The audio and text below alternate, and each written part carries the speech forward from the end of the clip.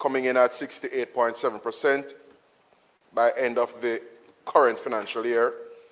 Inflation is in the order of 4.7%, within the lower band of the targeted inflation range by the Independent Central Bank. Policy interest rate has been coming down.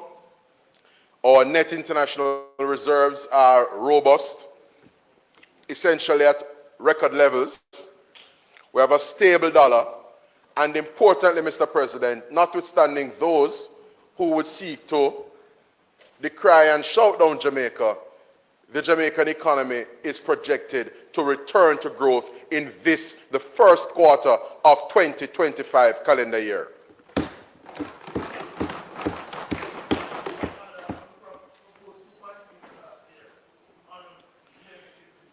The stability and resilience we enjoy have not come about by chance.